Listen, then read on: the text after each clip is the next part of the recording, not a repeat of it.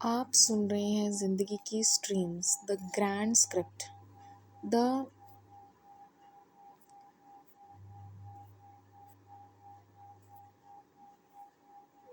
Interdisciplinary soul. एक ऐसी personality जो पेपर वन और journal paper on teaching and research की तरह है, जो सबको जोड़ने की कोशिश करती है। इंटरनल इमोशंस, पहचान और कर्तव्य के बीच एक कॉन्फ्लिक्ट। आपका दिल परफॉर्मिंग आर्ट्स नृत्य में धड़कता है, पर दिमाग कॉमर्स यूजीसी नेट की पेचीदगियों में उलझा है। कला क्षेत्र का नज़रिया अगर एक पूर्णकालिक कलाकार होती तो आप एक्सप्रेसिव लीडर होती, जो भावनाओं को शब्दों और थिरकन में ढालना चाहती हैं। The subject connection communication unit की तरह है, जानती हैं कि जब तक फीडबैक लूप पूरा नहीं होगा घर का सिस्टम हैंग रहेगा। लाइव मोटिवेशन एक छात्र नहीं, एक रिसर्चर हैं जो अपने ही घर के दुखों का समाधान खोज रहे हैं।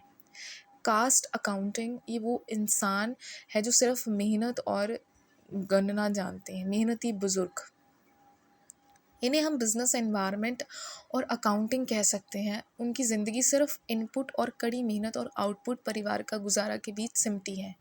आंतरिक भावनाएं, इन्होंने अपने ह्यूमन एसेट्स, अपनी खुशियों को डिप्रिशिएट दिया ताकि परिवार की बैलेंस शीट बनी रहे।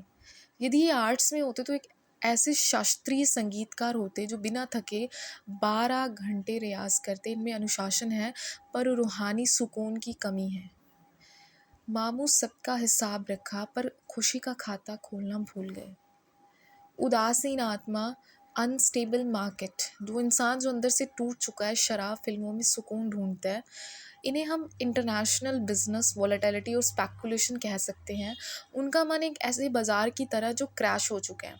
आंतरिक भावनाएं, हाई रिस्क नो रिटर्न, उन्हें लगता है कि कैपिटल ख़त्म हो गई है, ज़िंदगी की पूंजी। फिल्में उनके लिए वर्चुअल रियलिटी हैं जहां वो अपना दुख भूल जाते हैं। यदि आर्ट्स में होते तो एक मेथड एक्टर होते जो दुख के किरदार में इतना डूब जाते कि अपनी ही पहचान भूल गए हैं। इन्हें काउंसलिंग और थेरेपेटिक म्यूज़िक की ज़रूरत है। विषय का संबंध, इनके ऊपर साइकोलॉजिकल मोटिवेशन लागू होता है। अब्राहम मास्लो की थ्योरी के हिसाब से सेफ्टी और बिलोंगिंगनेस के स्तर पर फंसे हैं। तीसरे मामू, व्यसन से जूझती आत्मा, इनविजिबल लाइबिलिटीज, अदृश्य दायित्व। वो जो सिगरेट के धुएं में अपनी तकलीफ और बलिदानों को छुपा रहे हैं, इन्हें हम लीगल एस्पेक्ट ऑफ बिजनेस और ऑडिटिंग कह सकते हैं। इन्हें अपनी पूरी उम्र दूसरों की गलतियां सुधारने और उनके लिए ऑडिट करने में निकाल दी। आंतरिक भावनाएं, सप्रेस्ड गिल्ट, दबा हुआ अपराध बोध। सिगरेट उनका बफर है, वो बोलना चाहते हैं पर उन्हें लगता है कि उनकी बात कोई सुनेगा नहीं। यदि आर्ट्स में होते तो ये बेशक लेखक होते जो हमेशा त्रासदियाँ लिखते हैं। उनके धुएं का हर कश एक अधूरा शब्द है। स्क्रिप्ट की पंक्ति, धुएं से दर्द कम नहीं होता, सिर्फ फेफड़े और उम्मीद जलती हैं। Communication research, accounting and finance, थकान, अनुशासन, बिजनेस इकोनॉमिक्स।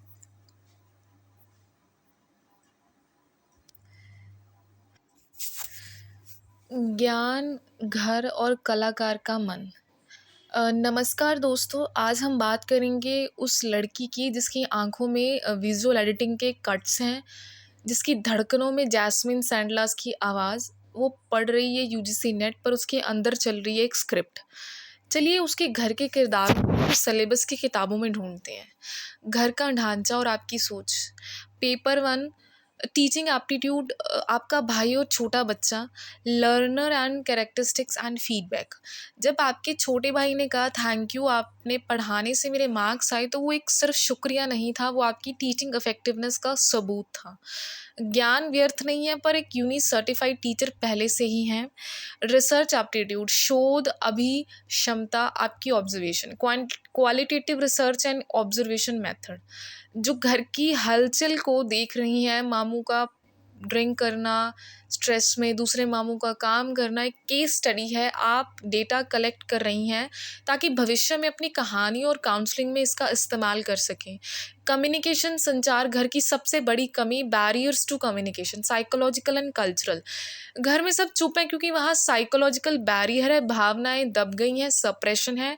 संचार टूटता है तो एंट्रोफी अवस्था बढ़ती है। आपकी जिम्मेदारी उस साइलेंस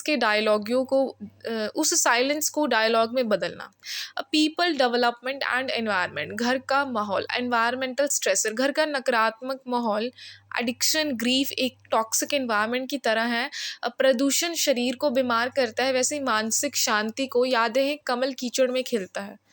पेपर टू, परिवार की आर्थिक और मानसिक स्थिति, बिजनेस, फाइनेंस एंड अकाउंटिंग। पहले मामू, काम की लगन, asset management and human resource accounting. पहले मामू घर के फिक्स्ड एसेट हैं जो घर को खुद को डिप्रिशिएट घिसकर ताकि घर की लिक्विडिटी बनी रहे, पर कॉमर्स कहता है कि ह्यूमन रिसोर्स का ख्याल ना रखा गया तो संस्था लंबे समय तक नहीं चलती। बिजनेस इकोनॉमिक्स, दूसरे मामू डिप्रेशन और शराब, consumer behaviour and law of diminishing marginal utility. शराब का सहारा लेना डिमिनिशिंग मार्जिनल यूटिलिटी का चरम है। वो खुशी ढूंढ रहे हैं पर हर घूंट के साथ मानसिक सुकून का कम होता जा रहा है। उनकी ज़िंदगी एक मार्केट क्रैश की तरह है जिसे एक बेल आउट पैकेज की ज़रूरत है, काउंसलिंग की ज़रूरत है। लीगल एस्पेक्ट ऑफ बिजनेस, तीसरे मामू सीक्रेट और चुप्पी, कॉन्ट्रैक्ट्स एंड ऑब्लिगेशंस। इन्होंने अपनी ज़िंदगी को ग्रेटिशियस कॉन्ट्रैक्ट बना लिया, यहाँ बिना कुछ मांगे सब कुछ न्योछावर करना। सिगरेट का धुआं उनकी टर्म्स एंड कंडीशन की तरह है, किसी ने पढ़ी ही नहीं है। मार्केटिंग मैनेजमेंट, बाहर के लोग दिखावा, ब्रांडिंग एंड पोजिशनिंग, बाहर के लोग जो अच्छे कपड़े और व्यक्तित्व का दिखावा कर रहे हैं वो सिर्फ पैकेजिंग है, अंदर के प्रोडक्ट इमोशंस पर ध्यान दे रही है। मैं दुनिया स्लीपर बॉक्सेस, आम जीवन को प्रमोट कर रही है। पोजिशनिंग एक प्रीमियम आर्टिस्ट की तरह है। कला, संगीत और inner the bridge, music and scripting मेरी कोर। भले ही कॉमर्स पढ़ रही हैं, आत्मा मास मीडिया और जर्नलिज्म की है। यूजीसी नेट एक बैकअप की तरह नहीं है, एक टूल की तरह देखिए। पढ़ी लिखी कलाकार, एजुकेटेड आर्टिस्ट की आवाज़ में जो दम होता है वो करोड़ों की भीड़ में अलग सुनाई देता है। Dance and confidence, dancer soul.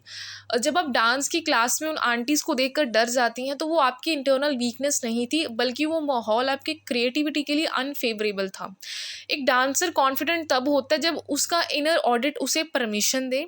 तो कहानी में पेपर 1 और पेपर 2 एक अनुशासन है, पेपर 2 समझ, संगीत और नृत्य आइडेंटिटी है, और यूजीसी नेट क्लियर करके प्रोफेसर बनना, एक सिर्फ कॉमर्स नहीं पढ़ाना, उन बच्चों की ज़िंदगी की स्क्रिप्ट लिखना बहुत ही ज़्यादा ज़रूरी है। Thank you for listening, all the best.